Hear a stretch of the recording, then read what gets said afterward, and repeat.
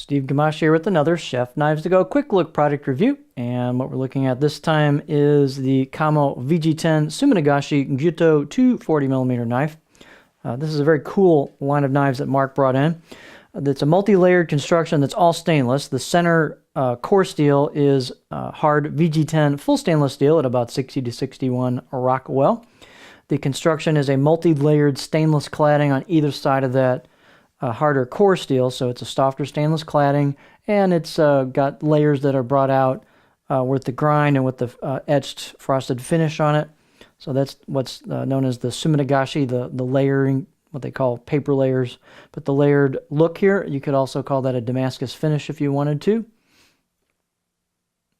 So it's an all stainless blade for low maintenance. The weight and dimensions might vary just a little bit from knife to knife. This particular one is 241 grams, or about 8.5 ounces. So as I'll talk more about it, it's got some heft to it, and it's definitely got an authoritative feel in the hand. Edge length is a little oversized at 245 millimeter from the tip all the way down to the chin, the back of the heel, about 9.6 inches. So it's a pretty substantial knife. The overall length is about 400 millimeters. Spine thickness coming out of this well-crafted integrated bolster with the oak laminate handle, about 2.75 millimeters, and about halfway down I measure it down the knife, and it's about 2 1/4. And then you'll see there's not a lot of distal taper here. The taper really comes from the grind of the blade as it thins towards the edge. So not a ton of taper, but yet the tip still gets pretty thin right at the very edge and works pretty well. And also they're ground pretty thin at the edge. So these are pretty nice performing knives.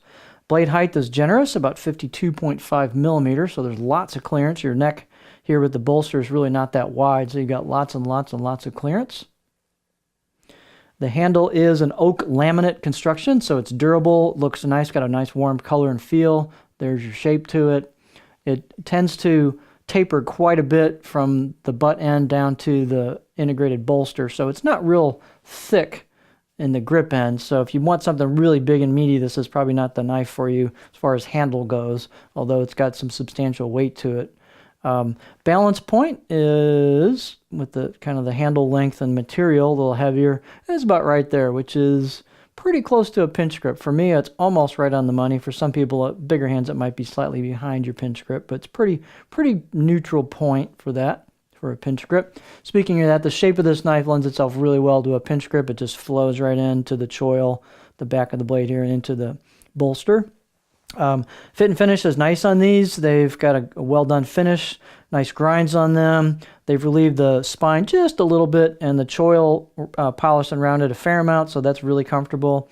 Out-of-the-box edge, maybe about a 6 out of 10 on my scale. They've all been quite consistent in that, so they've got decent out-of-the-box edges on them. 50-50 grinds. There's a lot to like here.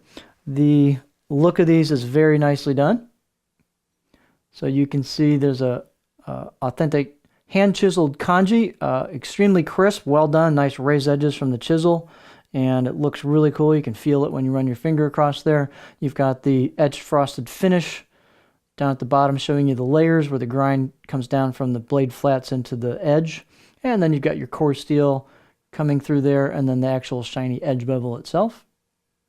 That's the left side of the blade as you're holding it, using it. The right side of the blade, as you were holding it and using it, looks like this. So same thing without any kind of etching or kanji on it. I shouldn't say etching, without any kind of embossing or anything like that, any logos. So it's a very attractive looking blade.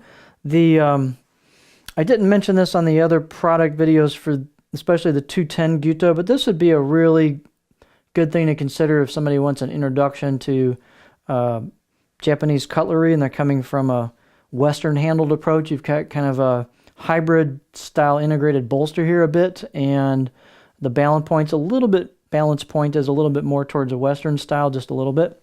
But you also get the nice profile and grinds and that Japanese style package and good performance. So this might be a good kind of a crossover knife for somebody you might know. Here is the profile. So you can see the tip is fairly low in relation to the center line. So they've curved this one up a little bit more than on the 210 I have, but you can see you get fairly high on it. because of that modification there. Slightly different than the 210, which was more drop nose. And you can see got a bit of a flat back here about there, so not a huge flat in the back, but kind of a gentle belly throughout, low belly, great for push-pull cuts, glide cuts, that kind of stuff, maybe a little chopping towards the back. Very nicely done profile, smooth, no hiccups in it, no high spots, low spots. The grinds, the grinds look pretty nice, and these are nicely crafted knives. So 4 different models, at least that I've been playing with, to choose from. I'm sure there's more either on the site now or on the way, but this is the Kamo VG-10 Suminagashi Gyuto 240mm knife.